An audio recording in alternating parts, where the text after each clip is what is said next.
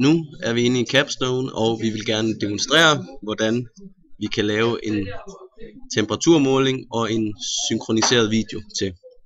Først går man ind i hardware setupen, som er oppe i venstre hjørne, trykker og kontrollerer, at man har valgt sin temperaturmåler. Derefter vælger vi en passende skabelon hernede, og vi vælger at tage 2 små displays og et stort. I det store display vil vi gerne have vores graf, så derfor trykker vi på det der ikon i midten og trykker på graf. Vi går ind og vælger temperaturen. Vi skal måle temperatur over tid. Derudover skal vi have valgt, at vi skal lave en film, så vi kan så trykker vi record movie with synced data. Check. Sådan, og så har vi fået et videobillede frem.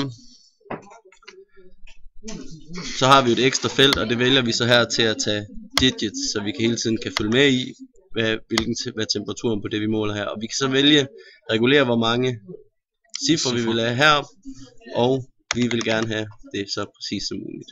4 decimaler. Og vi skal jo selvfølgelig have reguleret skærmen, så vi kan følge med i forsøget her. Og så er der ellers ikke så meget tilbage end at trykke Go. record hernede i venstre hjørne. Og vi kører.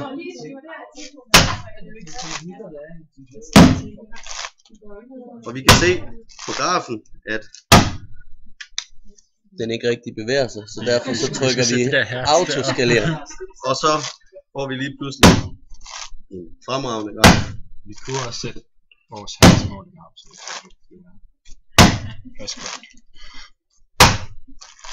Og vi ser, hvordan temperaturen lige så stille stiger.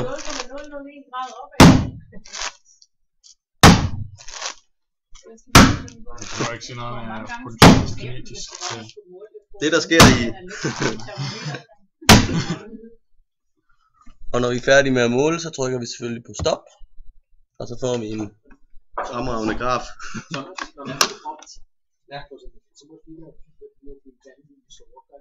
Og så kan vi så skalere ud for at få en. Jeg synes den fortsætter. Ruller.